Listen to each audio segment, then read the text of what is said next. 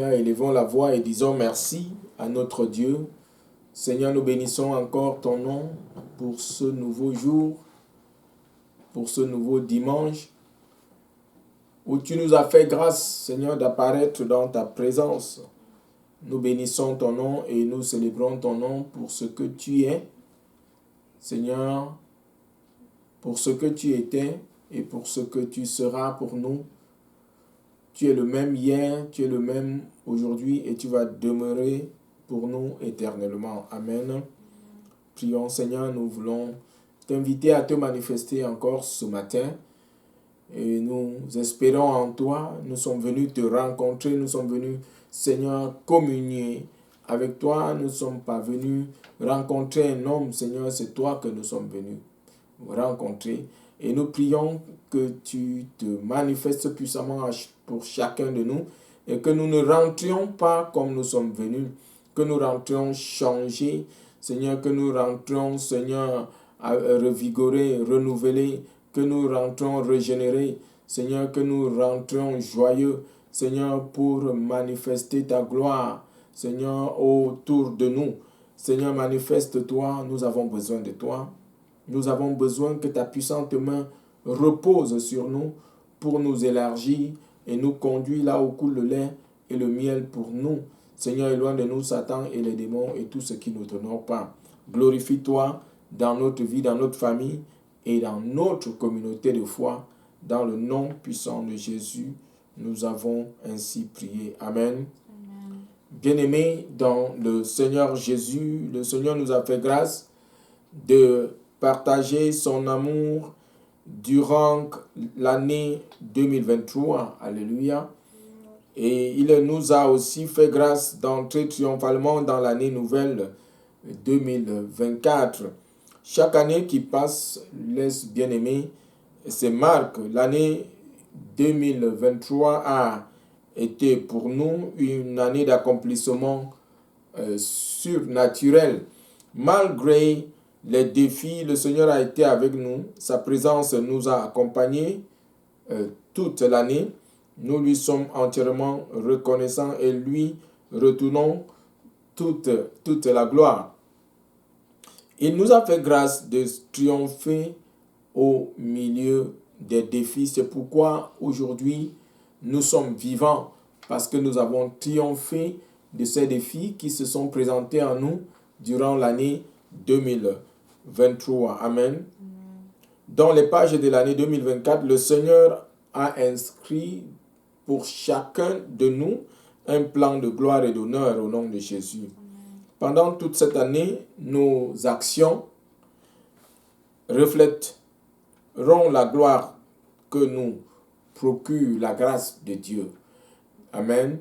La grâce de Dieu et son honneur sera sur chacun de nous. Et pendant cette année-là, il faut que nos actions reflètent véritablement, que le monde voit véritablement cette gloire et cet honneur dont le Seigneur nous a fait grâce. Amen.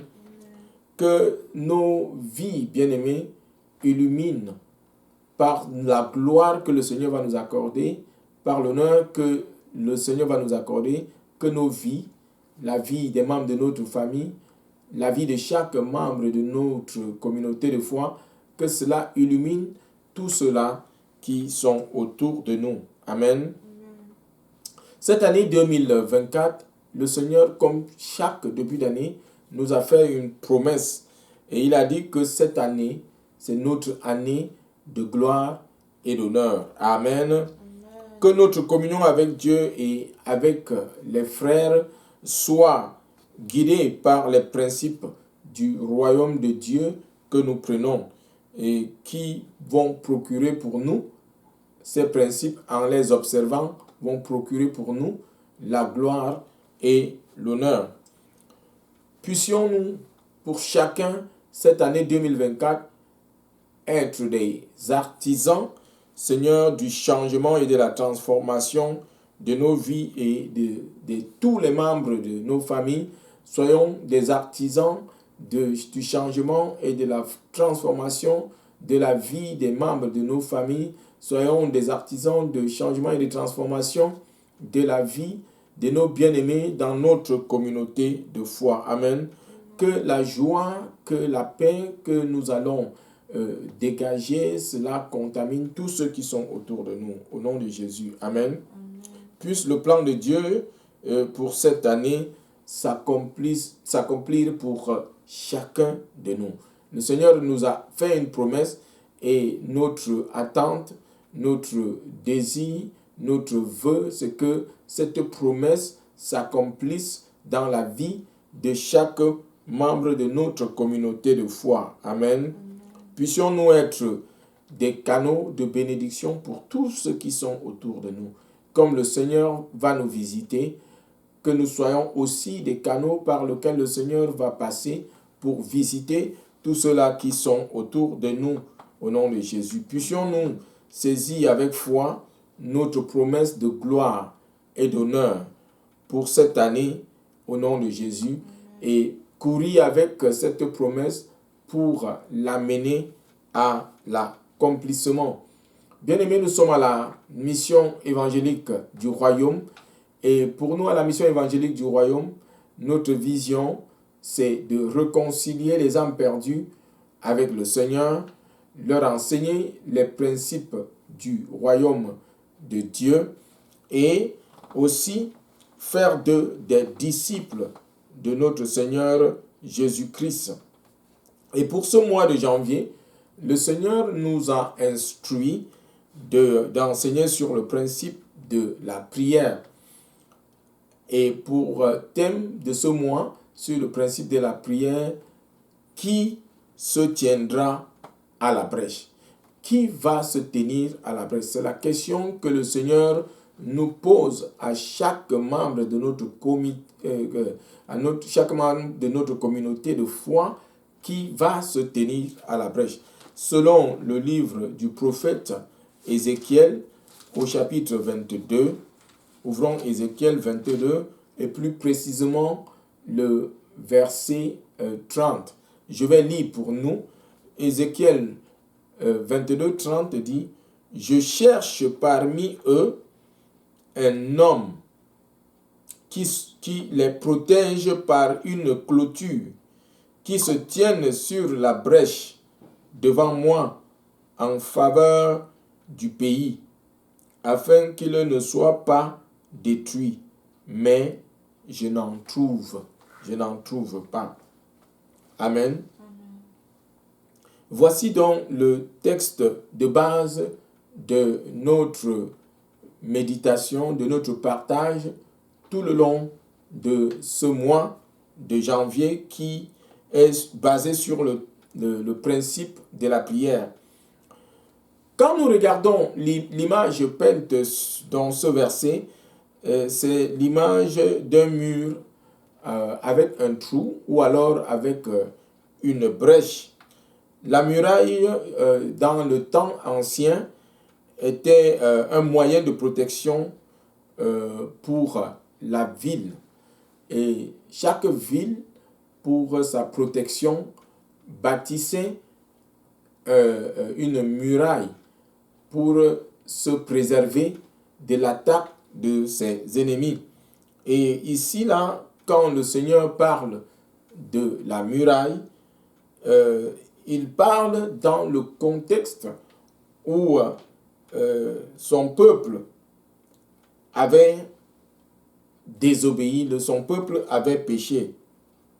Et dans le contexte, comme je disais, s'il y avait une brèche dans la muraille, les citoyens devaient trouver un moyen de garder ce lieu ou alors de réparer la brèche aussitôt pour ne pas laisser l'ennemi entrer par cette brèche. Parce que s'il y avait une brèche, on devait trouver un moyen d'empêcher que l'ennemi passe par cette brèche-là en la réparant ou alors en postant des soldats à ce lieu pour garder la muraille. Et quand nous regardons le verset 29, le verset 29 dit « Le peuple du pays se livre à l'oppression commet des vols, exploite le malheureux et le pauvre, opprime l'immigrant contre toute justice. Ici, le verset 29 que je viens de lire résume les péchés et les abus du peuple de Jérusalem. Quand nous regardons depuis le premier verset jusqu'au verset 31, le Seigneur reproche à Jérusalem, le Seigneur reproche au peuple de Juda son péché, sa manière de vivre, sa désobéissance. Et à cause de leur péché, le Seigneur les promet de les disperser partout dans les nations. Alors c'est là où le verset 30, le Seigneur dit qu'il regarde, il cherche un homme qui se mette à la brèche. Parce que l'attitude du peuple de Jérusalem, l'attitude du peuple de Juda a ouvert une brèche spirituelle. Et le Seigneur, dans sa colère, est prêt à intervenir et à les frapper. Et de la même manière, comme j'expliquais, quand une brèche est ouverte ou un trou est ouvert sur une muraille, il faudra la réparer ou mettre quelqu'un à ce lieu-là pour garder afin que l'ennemi n'y accède pas et se saisit de la ville pour faire tomber la ville. Donc, à cause du péché de Juda, le Seigneur dit qu'il est en colère. Le Seigneur dit qu'il cherche un homme, qu'il cherche une femme, qu'il cherche quelqu'un qui doit se tenir à la brèche, qui va intercéder pour le peuple, qui doit garder le peuple, qui doit se protéger le peuple, afin que le Seigneur n'intervienne pas pour les détruire. Jérusalem fait face à un très grave danger. Dans le cas où le Seigneur parle ici depuis le premier verset de ce chapitre 22, Jérusalem fait face à un grave danger à cause de son péché, comme je l'ai dit, et la colère de Dieu est prête à s'abattre sur eux. Mais Dieu cherche un homme. Il cherche une femme qui intercède en faveur de Jérusalem, qui plaide auprès de Dieu pour eux, afin que la colère de Dieu ne s'abatte pas sur la ville. La situation de notre monde aujourd'hui, bien aimés, quand nous regardons tout ce qui se passe dans le monde, les injustices, les tueries, les horreurs, cela est semblable à la situation de Juda au temps du prophète Ézéchiel. Le monde dans lequel nous vivons vit dans le péché, dans l'abomination qui ne peut même pas être prononcée, dans la désolation totale.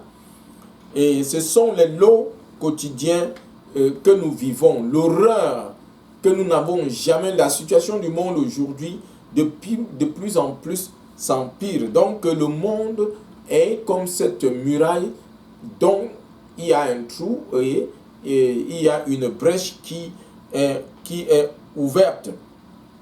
Dieu cherche un homme, une femme, pour se mettre à la brèche en faveur de ce monde qui est pervers. Et Dieu cherche des hommes et des femmes pour prier afin d'apaiser sa colère. Prier en faveur de quelqu'un d'autre, c'est intercéder pour la personne. Donc, nous voyons la situation de notre monde. Il est évident pour chacun de nous que nous vivons une période. Et cela ici annonce l'arrivée de notre Seigneur. La Bible dit que dans les derniers temps, les gens seront irreligieux, immoraux. Ils ne vont pas respecter Dieu, ni les parents. Ce sera l'horreur terrible. Et puis, cette prophétie de l'apôtre Paul à Timothée, dans 1 Timothée 3, ici nous voyons que cela est en train de s'accomplir dans nos yeux. Et c'est pourquoi, ici, dans la situation, Dieu cherche un homme, Dieu cherche une femme. Cela peut être toi ou moi qui ayons la volonté de nous tenir à la brèche, de nous tenir pour prier, pour intercéder auprès de Dieu, afin que la colère de Dieu ne s'abatte pas dans notre famille, que la colère de Dieu ne s'abatte pas dans notre communauté et même dans notre communauté de foi, dans le monde, dans notre nation et dans le monde. Dieu a besoin des hommes qui intercèdent. Alléluia. Bâtir une muraille, comme je le disais tantôt, c'est se tenir pour prier en faveur du peuple. Intercéder afin que cela ne soit pas détruit, afin que la ville ne tombe pas. Intercéder représente ici couvrir la muraille spirituellement. Donc dans le contexte que nous parlons ici, ce n'est pas le contexte physique où c'est un mur physique où il y a une brèche. Ici, la brèche qui est ouverte est spirituelle. Le péché du monde a ouvert une brèche qui permet que l'ennemi puisse passer pour détruire le peuple. Mais Dieu ne peut pas intervenir sans que nous n'intervenions. Dieu ne peut pas intervenir. C'est nous qui allons nous mettre à la brèche. C'est nous qui devons prier. C'est nous qui devons intercéder pour amener Dieu à intervenir pour empêcher l'intrusion de Satan et de ses démons. L'ennemi que nous voyons ici, c'est évidemment Satan avec ses démons et son royaume des ténèbres. Dieu ici appelle à l'intercession. Nous avons dans la Bible des exemples des hommes de Dieu qui ont intercédé en faveur du peuple. Nous voyons dans Genèse 18, 22 à 33, nous voyons Abraham intercéder pour Sodome. Dans cette histoire, nous voyons Dieu qui passait pour aller à Sodome, détruire la ville de Sodome, parce que le péché de Sodome était énorme. L'abomination de Sodome avait atteint un niveau où Dieu ne pouvait plus supporter et la colère de Dieu devait s'abattre sur Sodome et Gomorrhe. Et pendant que Dieu passait pour aller à Sodome, il s'est arrêté dans la tente d'Abraham, son serviteur. Et quand il était prêt à partir, parce que Abraham les avait reçus et avait sacrifié une brebis. Et pendant qu'ils voulaient partir, ils se sont dit, est-ce que ferions-nous de telles choses sans avertir à Abraham, notre ami? Et comme ils ont dit à Abraham qu'il devrait aller à Sodome pour détruire Sodome, Abraham s'est mis à intercéder. Il a prié Dieu. Il a dit, est-ce que tu dois détruire la ville s'il y a 50 justes? Le Seigneur a dit, non, je ne détruirai pas s'il y a 50 justes. Il a dit, et s'il y a 40, s'il y a 30, s'il y a 20, s'il y a 10. Mais dans ce cas, Abraham était en train d'intercéder en faveur de Sodome, afin que le Seigneur ne détruise pas Sodome. Donc voici un exemple d'intercession. Voici l'exemple d'un homme de Dieu, de quelqu'un qui se met à la brèche pour intercéder, qui se met à la brèche pour qu'il n'y ait pas l'intrusion de l'ennemi. Il plaide à Dieu afin que Dieu ait miséricorde. Un autre deuxième cas d'un autre homme de Dieu qui a intercédé pour le peuple, c'est le cas aussi de Moïse. Moïse a intercédé pour Israël dans Exode, je crois, dans Exode 32, nous voyons Moïse qui intercède pour le peuple d'Israël. En tant que chrétiens, bien-aimés, nous avons la responsabilité d'intercéder pour les membres de notre famille. En tant que chrétiens, nous avons la responsabilité, avec la compréhension spirituelle que nous avons la responsabilité d'intercéder pour notre communauté. Nous avons la responsabilité d'intercéder pour notre nation. Nous avons la responsabilité d'intercéder pour le monde. Et comme je le disais dans l'entame, nous voyons la situation dans laquelle le monde se trouve. Le monde dans lequel nous vivons est semblable à l'état de Juda à l'époque du prophète Ézéchiel. Juda avait péché et Dieu était en colère et la colère de Dieu devait s'abattre sur Jérusalem. Mais Dieu cherchait un homme, comme il le dit dans Ézéchiel 22, 30. Il cherche un homme qui se mette à la brèche, qui prie, afin que la colère de Dieu soit apaisée. Aujourd'hui, en tant que chrétien, dans la situation du monde, dans l'abomination, l'horreur dans lequel, le péché abominable dans lequel le monde est, Dieu a besoin de nous afin que nous nous mettions à la brèche. Dieu a besoin de nous, que nous nous tenions pour intercéder, pour prier. Nous avons des gens dans notre famille qui ont péché et la brèche est ouverte. Nous sommes là comme ceux qui se tiennent à la brèche. Dans notre communauté, dans notre nation, dans le monde, Dieu a besoin de nous, de voir que par nous, ce monde-là soit sauvé de la colère de Dieu à bénir. Amen. Pourquoi, bien-aimés, l'intercession est importante? Dieu cherche activement des personnes qui vont se mettre à la brèche. Il cherche des partenaires. Dieu a besoin des partenaires. Dieu est un Dieu d'amour. Dieu est un Dieu de compassion. Mais Dieu ne le fera pas.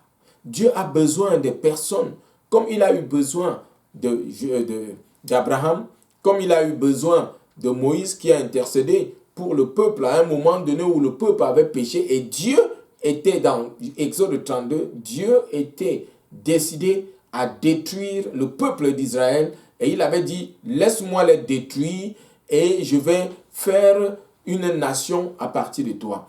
Il avait prévu faire une nation à partir d'Abraham, mais ce peuple avait le coup roide, comme il dit, étaient des personnes rebelles et Dieu voulait les exterminer. Mais Moïse s'est tenu pour intercéder, a dit, si tu les détruis, le peuple d'Égypte où ils étaient hier vont dire que tu les as sauvés pour les amener dans le désert et les détruire. Quand il a intercédé, Dieu a compris et Dieu a exaucé la prière de l'homme de Dieu, Moïse. Donc il est important pour nous d'être cette personne ou cette femme qui se met à la brèche pour être partenaire avec Dieu et qui travaille avec lui et pour sensibiliser et soutenir ce monde dans ces moments difficiles, dans ce moment de péché. Donc l'intercession est importante parce que Dieu cherche des partenaires pour se tenir à la brèche. Bien-aimés, pourquoi l'intercession est importante? L'intercession est importante parce qu'elle provient de la déchéance des valeurs spirituelles. Cela provient de la déchéance des valeurs. Nous avons des valeurs spirituelles. Et quand nous intercédons, cela aide à maintenir l'intégrité dans la famille.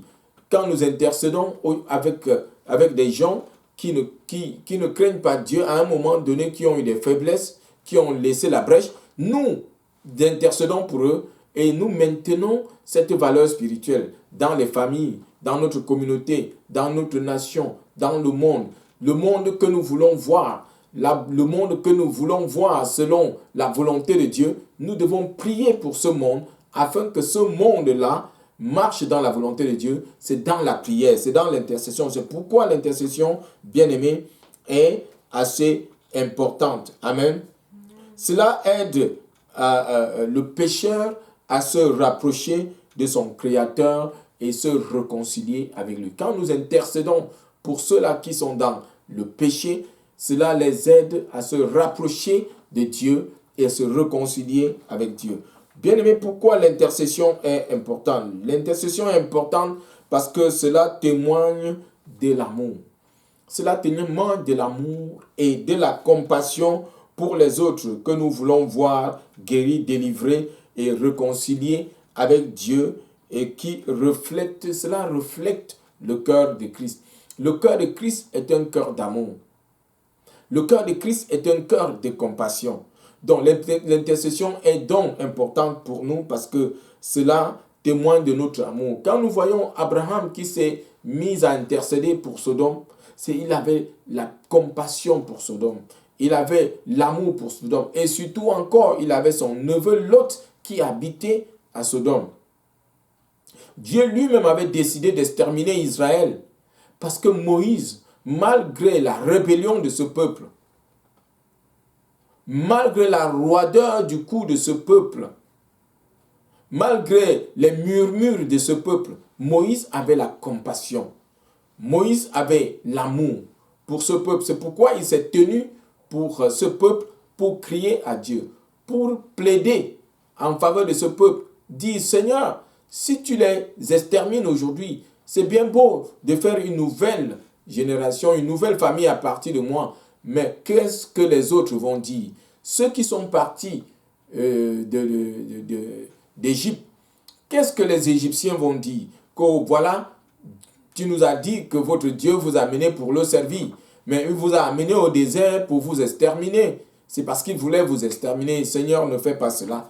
Donc, Moïse avait intercédé. Moïse était partenaire. Moïse avait la compassion. Moïse avait l'amour pour le peuple, malgré la situation dans laquelle le peuple s'était trouvé dans le péché. Moïse a intercédé pour eux. Amen. L'intercession est importante parce que cela témoigne de l'amour et la compassion que nous avons. Bien-aimés, c'est bien beau d'intercéder, mais nous devons aussi comprendre que l'intercession, il y a les défis de l'intercession. Nous avons des différents défis qui se présentent à nous quand nous voulons prier, les différentes occupations. Nous avons des occupations, nous avons la distraction, nous avons la lourdeur, la fatigue, nous avons des choses de ce monde, même le péché qui nous empêche d'intercéder. Ce sont des défis que nous avons pendant les moments d'intercession. Nous sommes volontaires peut-être à vouloir intercéder, à vouloir prier, et il y a la fatigue, il y a la distraction, il y a la télévision, il y a le téléphone, il y a le péché même qui apporte un esprit de lourdeur. Voici donc les défis que nous pouvons rencontrer quand nous avons la volonté de pouvoir intercéder pour quelqu'un, pour une famille, pour une communauté ou bien pour le monde. Nous pouvons aussi croire que nous ne sommes pas assez équipés pour le faire. Cela est un défi. Le Seigneur a besoin de nous. Et nous disons non, moi je ne suis pas qualifié. Quand Dieu a même, au départ, quand Dieu avait voulu utiliser Moïse, Moïse a dit, moi je ne suis pas qualifié pour que tu m'utilises. Quand il a voulu utiliser Gédéon, Gédéon a dit, et qui est le puissant homme dont tu parles? Moi, je ne suis pas qualifié parce que ma famille même est la dernière en Israël et moi, mon clan est le dernier et moi-même en personne, Gédéon, je suis le dernier dans la famille de mon père. Comment est-ce que tu peux m'utiliser? C'est la même chose. Dieu cherche un homme, Dieu cherche une femme qui se mettent à la brèche et qui prie, qui intercède pour le péché de la famille, pour le péché de la communauté, de la nation et du monde. Et nous pouvons dire, nous ne sommes pas qualifiés à faire cela. Ça peut être notre défi. Mais Dieu ne cherche pas des personnes qui sont qualifiées, mais Dieu cherche des personnes qui sont disponibles afin de les qualifier et les utiliser. Le Seigneur va t'utiliser au nom puissant de Jésus. Amen. Bien-aimés, nous devons vaincre ces défis par la prière. Demander à Dieu de nous délivrer de tout cela et nous fortifier pour surmonter ces défis qui se présentent à nous. Amen. Nous devons dépendre de Dieu, bien-aimés, et nous engager à lui obéir. Si nous voulons surmonter ces défis, nous devons décider de dépendre totalement de Dieu, et aussi il va nous aider à surmonter ces défis. Amen. Quand nous décidons de lui obéir.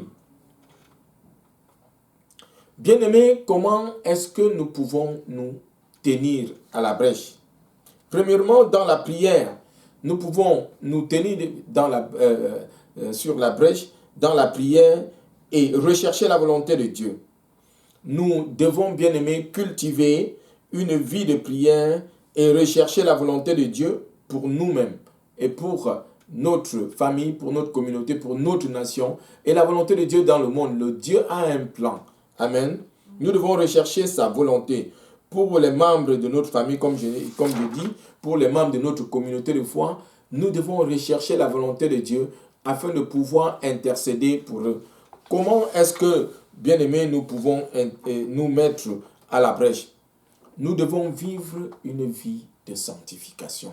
Pour nous mettre à la brèche, la première des choses que nous devons faire, parce que ce que le Seigneur reproche aux autres, c'est une vie de péché, une vie d'abomination. Pour nous tenir à la brèche, nous devons vivre une vie de sanctification. Une vie de sanctification, bien-aimé, solidifie notre relation avec notre Dieu et accroît l'efficacité de notre intercession. Quand nous vivons une vie de sanctification, cela solidifie notre relation, notre communion avec Dieu et cela aussi fait accroître l'efficacité de notre intercession. Troisièmement, comment est-ce que nous pouvons nous mettre à la brèche? L'intercession peut aller au-delà de la prière que nous faisons. L'intercession peut se manifester activement. Prendre le parti de ceux-là qui sont injustement accusés, prendre le parti de ceux-là qui sont faibles, prendre le parti de ceux-là qui subissent quelques injustices que ce soit, cela peut être une forme de se tenir à la brèche pour quelqu'un. Amen. Quand nous regardons quelqu'un qui est faible, qui n'a pas de soutien, qui est veuve, orphelin, qui n'a personne, qui subit une sorte d'injustice, quand nous nous tenons pour cette personne, c'est une façon d'intercéder pour la personne, c'est une façon de nous tenir à la brèche pour la personne. Amen. Et pour cela, le Seigneur va nous donner les moyens dont nous avons besoin. Amen. Donc, nous pouvons regarder autour de nous, être, comme j'ai dit cette année, le Seigneur a dit que c'est notre année de gloire, c'est notre année d'honneur. Et pour cela, nous devons chercher cette gloire dans une vie de sanctification, dans une vie de justice, dans une vie de prière. Et pendant que nous allons le faire, le Seigneur va se glorifier. Amen. Bien-aimés, nous avons dit que se tenir à la brèche pour sa famille, sa communauté, sa nation ou le monde, c'est intercéder pour eux. Et nous avons vu l'exemple d'Abraham, nous avons vu l'exemple de Moïse, Abraham qui a intercédé pour Sodome, Moïse qui a intercédé pour le peuple d'Israël afin que le Seigneur ne les extermine pas. Dieu cherche des intercesseurs parce que l'intercession, bien aimé, nous avons dit, l'intercession est importante. Elle provient des déchéances des valeurs spirituelles. Elle témoigne aussi notre amour et notre compassion envers les autres. Amen. Il n'est pas facile d'intercéder parce que nous avons des défis qui se présentent à nous quand nous voulons intercéder, quand nous voulons nous tenir à la brèche. Nous avons des défis, nous avons des lourdeurs, nous avons des distractions, nous avons même le péché qui nous empêche de pouvoir nous tenir et d'intercéder pour les autres. Amen. Comment pouvons-nous intercéder? Dans une vie de sanctification, nous avons dit, nous pouvons intercéder dans une vie de sanctification, nous engager pratiquement à soutenir les faibles et ceux qui subissent l'injustice. Amen. Ton témoignage sera visible cette année 2024 au nom puissant de Jésus. Puisse le Seigneur nous fortifier afin que nous nous tenions à la brèche pour les nôtres et que la colère de Dieu ne les consume pas. Que le Seigneur nous accorde la grâce de nous tenir à la brèche, d'intercéder, de prier, afin que la colère de Dieu ne s'abatte pas sur les membres de nos familles, que la colère de Dieu ne s'abatte pas sur les membres de notre communauté de foi, que la colère de Dieu ne s'abatte pas sur notre nation et sur le monde. Amen. Dieu cherche un homme, Dieu cherche une femme, et puisses-tu être cet homme, puisses-tu être cette femme, au nom puissant de Jésus. Amen. Que le Seigneur nous bénisse et qu'il nous accorde cette grâce d'être ceux-là qui se tiennent à la brèche. Amen. Seigneur, nous te disons merci pour ta parole. Nous bénissons ton nom et nous prions afin que tu nous donnes la grâce d'être cet homme, d'être cette femme que tu cherches, qui se tiennent à la brèche. Seigneur, pour intercéder, afin que ta colère ne s'abatte pas. Manifeste-toi, Seigneur, donne-nous cette volonté, mets en nous le vouloir et le faire, mets en nous la volonté, mets en nous la passion, la compassion et l'amour pour les âmes qui se perdent. Gloire à toi, dans le nom précieux de Jésus, nous avons prié. Amen. Amen. Si tu veux être cet homme et cette femme qui se tiennent à la brèche pour prier, le premier pas à faire, bien-aimé, c'est que tu sois un enfant de Dieu. Car la Bible dit que tous ont péché et sont privés de la gloire de Dieu, mais sont gratuitement justifiés par le moyen de la rédemption qui est en Christ. Et la Bible dit aussi dans Romains 6, 23 que le salaire du péché, c'est la mort. Et le don gratuit de Dieu, c'est la vie éternelle en Jésus. Mais dans Jean 1, 12, Jésus est venu afin que nous ayons la vie. Et le verset 12 de Jean 1 dit que à ceux qui l'ont reçu, il leur a donné le pouvoir de devenir enfants de Dieu, lesquels sont nés non de la chair et du sang, mais de la volonté de l'Esprit. Amen. Si tu reçois Jésus dans ton cœur, dit Paul aux Romains, tu seras justifié. Si tu le confesses de ta bouche, tu seras sauvé.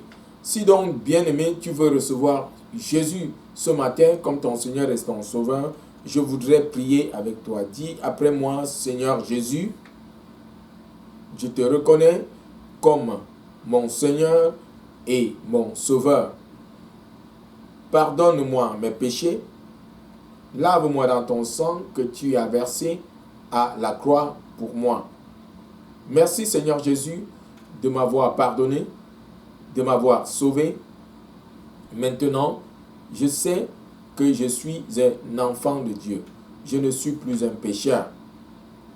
Inscris mon nom dans le livre de vie qui est dans le ciel. Merci Seigneur Jésus. Amen.